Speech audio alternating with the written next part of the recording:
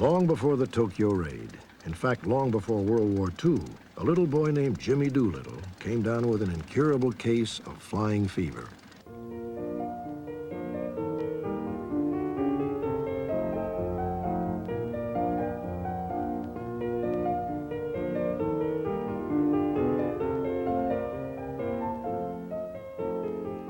In 1909, they held the first air show west of St. Louis. I went out there as a kid to watch the airplanes fly and became very intrigued with them. A little after that, in popular mechanics, there were instructions on how to build a glider. And so I built a glider. There was a little cliff not far from our house, about 15 feet high. And I thought the best way to try out this glider would be to jump off the cliff, which wasn't well advised because the tail of the glider hit the edge of the cliff and I came straight down, broke up the glider. But a friend of mine had a very lenient father who let him drive his car once in a while. And so I tied a rope onto the end of the car, back bumper, and he increased his speed and I ran as fast as I could, finally leaping into the air, and the glider again came down and rolled up into a ball. About this time, I didn't have enough bits and pieces to make a biplane, so I made a little monoplane glider. And then I got the idea of putting a pair of bicycle wheels on it. And then I began saving up for a motorcycle engine, and I was going to have me an airplane. A windstorm came along and blew the glider over the back fence and rolled it up in a ball. It seemed to me that somebody was trying to tell me something. And so that was the end of my aviation experiences until World War I. Doolittle joined the fledgling Army Air Corps in World War I. After 6 hours of lessons, they made him a flight instructor. By the end of the war, thousands of other young soldiers had caught the aviation bug. A national love affair had begun. Experimental pilots tried anything that looked like it could fly, with one common purpose: to break records, speed records, endurance records, distance records. And without intending to, these backyard inventors created a new means of transportation practically from scratch. Jimmy Doolittle attacked these new challenges with characteristics that were to mark his entire life. A combination of fearless ambition and meticulous planning. To make the airplane do the things that had never been done before, he studied the new science of aviation and became the second person ever to get a doctorate in aeronautics from MIT.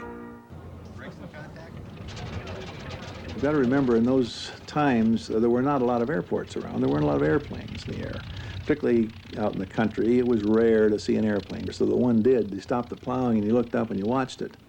A lot of people today don't realize what fairs meant in the small towns and of America.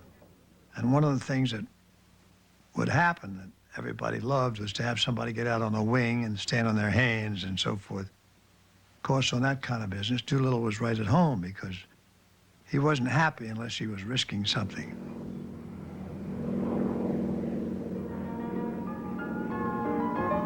There's no doubt that he was a daredevil. He risked his neck doing acrobatics, doing crazy stunts, like riding between the wheels of an airplane when Mr. DeMille was making a film. America was thrilled by the exploits of Doolittle and the other daredevils, who seemed immune to fear, who laughed at danger, who tried anything and everything, whatever the risk.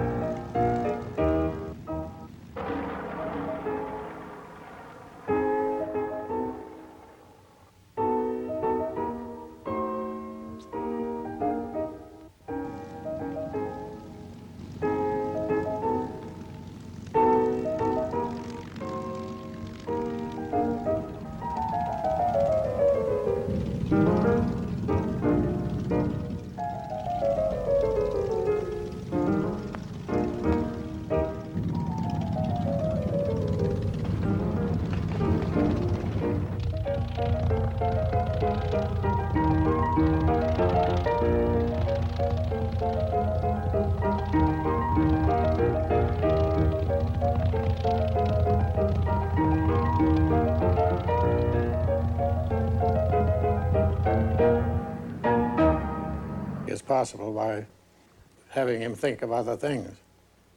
Jimmy was one of those extreme drive type human beings of go, go, go, push, push, push, the ultimate, always the ultimate, never settle for second. There is no such thing as second to a man like Jimmy Doolittle.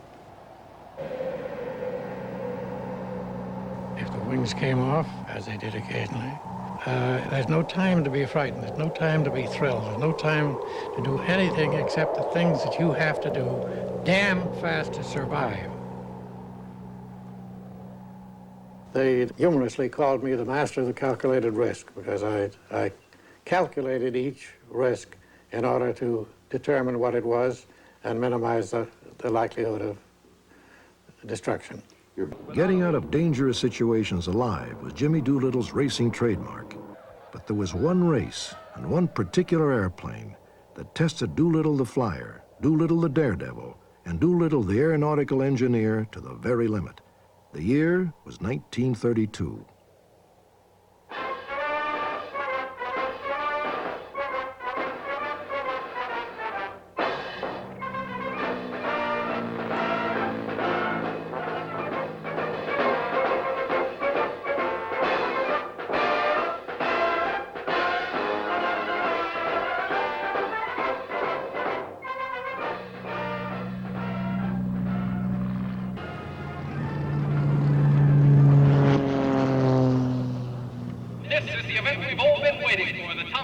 Trophy race here at the National Air Races in Cleveland. Record-breaking crowds are here this morning. We've just learned that Jimmy Doolittle has decided to try a new airplane in the speed trial. It's the GB, ladies and gentlemen. Keep your eye on the GB. Plane number 11. I couldn't believe the sensation of being around it. It seemed to be in motion as it sat there. It wanted to move. It wanted to go fast. It just looked like it was going to do what it did, to set records. The attitude of most of the crowd was, well, it can't fly. It ain't got no wings. It ain't got no tail. How you going to steer it?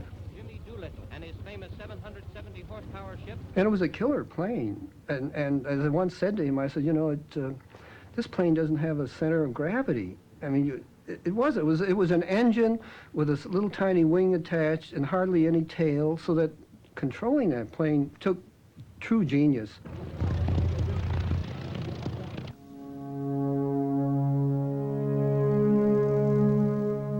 Well, I think the attitude was that there was a certain amount of hazard there, considerable amount of hazard.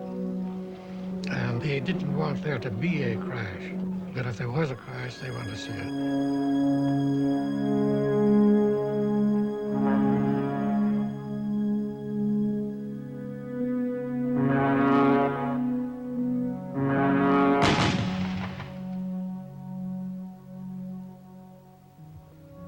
And we have a race. Look at that start. The pilots are fighting for the sky. It's incredible.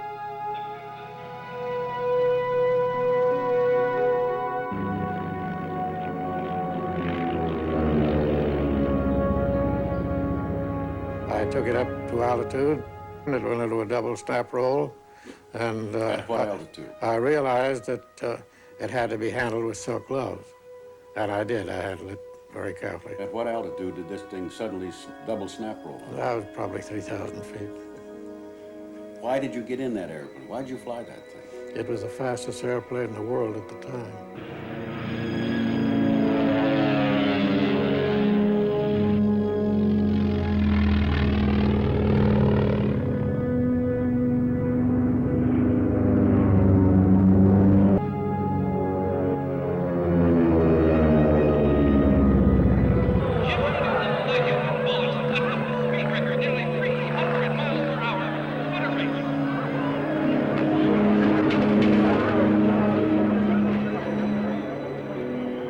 The fastest airplane in the world at the time, and Doolittle set a speed record 60 miles an hour faster than the previous year's winner.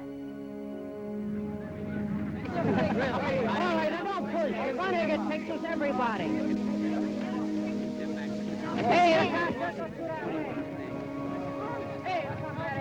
Well, this is the path in use.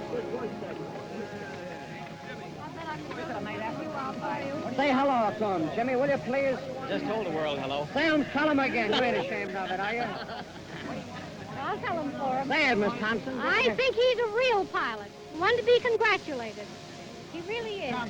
After flying the GB, Doolittle discovered that press photographers had been with his wife and children, hoping to catch their faces if he crashed.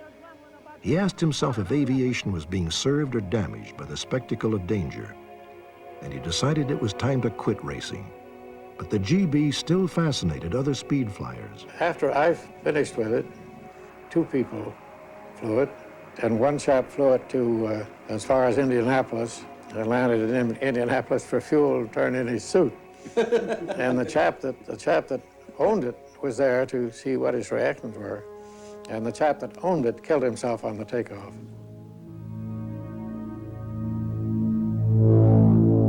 The GB was an experiment that failed, and Doolittle was proud to be one of the few people to fly it successfully. But of all his accomplishments in those early years, and even afterward, what he is most proud of is an experiment he participated in back in 1929, an experiment that changed the very nature of aviation. Things that he has accomplished in developing this thing of aviation. I mean, just he's the first man ever to make a flight completely on instruments. This means takeoff, flight to certain places, and landing completely on instruments. This had never been done before. This device proves to the pilot that his senses of direction cannot be relied upon when he is unable to see sky or earth. I shall demonstrate this to you. Which way are you turning? I'm turning right. I'm turning right. What's the instrument I'm turning say? right. The instrument says right. I'm turning right. I'm turning right. Instrument. The instrument says right. I'm turning right. I'm stopped. The instrument says right. I'm turning left. The instrument says right. I'm turning left. The instrument says right. I'm turning left. The instrument says 0. I'm stopped. Well, I don't know whether I believe the instrument or myself in this case.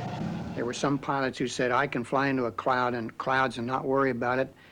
I can fly by the seat of my pants. Not true. Anyone who got into clouds eventually would have vertigo, not know which way was up, and they would spin in and kill themselves. It was one of the great barriers to reliable air transportation. And Jimmy was the one who proved that you could fly entirely blind. He practically designed the instruments that were used. He said he went to different companies and said, I want this kind of an instrument working with this kind, so that you would have an artificial horizon and you would have some idea of how you were turning, even if you couldn't see anything. And so it was a 2-place aircraft, and it was given an extra size wing, so it was very stable. There was another pilot involved who could see at all times. And they had a hood over Jimmy's cockpit. Then the problem was they were waiting for fog. Well, about 6 o'clock one morning, my mechanic awakened me and said, the fog we've been waiting for is in. You can hardly see your hand in front of your face. So we pulled out the airplane, and I took off and made the first flight in a real 00 fog. About that time, word had gotten to Harry Guggenheim. He said, I'd like to see a blonde flight. I said, well, I'll make this one without Ben. He said, no, he said, you put Ben in there because there may be some airplanes around. And so Ben Kelsey rode in the front of the airplane and with his hands up, and I closed the hood and took off and landed with Ben Kelsey with his hands showing. The only thing I could see was my instrumentation, my instrument board. And it was lighted up electrically, like little electric lights, so I could see it.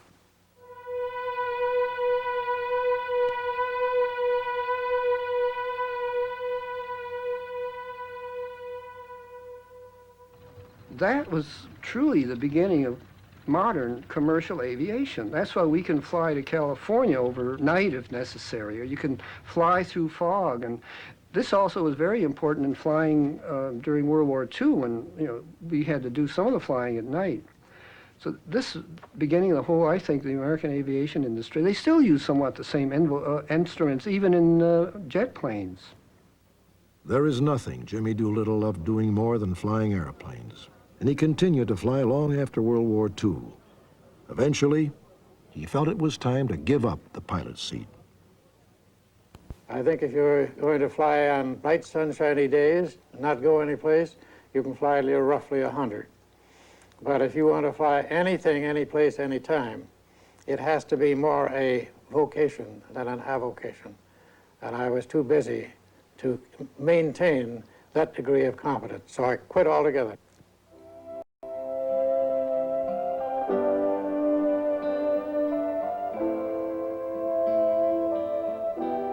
I suppose at the bottom of our heart, we all were anxious to see aviation take the important part in the world that it has taken.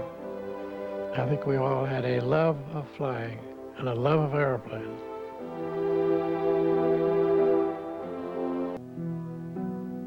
Jimmy Doolittle said, "I have a very simple philosophy of life. I believe that we were put on this earth for a purpose, and that purpose is to make it, within our capabilities, a better place in which to live. We can do this by painting a picture, writing a poem, building a bridge, protecting the environment, combating prejudice and injustice, providing help for those in need, or in 1,000 other ways, just so we serve. We should unselfishly serve our fellow man. And if we do, then our time on earth will have been worthwhile, well spent." But we are. We are. A couple old blockheads. This is Jimmy Doolittle's of the summer of 1988. Jim. His daredevil days are behind him now, but he's still living the life he believes in, still taking calculated risks, still giving it his all. So good to see you. It's beautiful.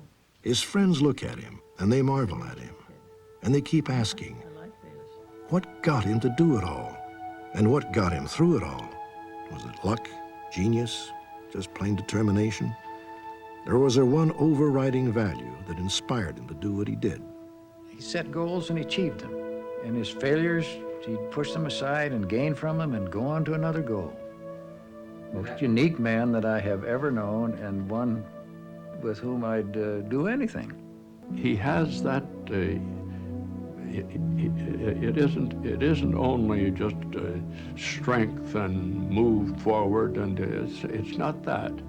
The man definitely just has this in his soul that he wants to be a benefit to his fellow man, that he wants to do things and inspire other people to do things that mean something in this life and mean something important.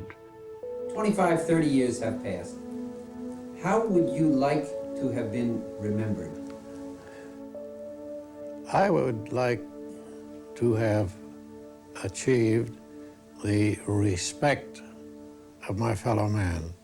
If I could go a step further and achieve the affection of my fellow man, I would like that. I would put respect first. I have been very fortunate. I must admit that to some degree, I've been psychic and have taken the steps necessary before I really knew why I took them. But I can put it this way. I have been lucky enough this time that I know I could never be that lucky again.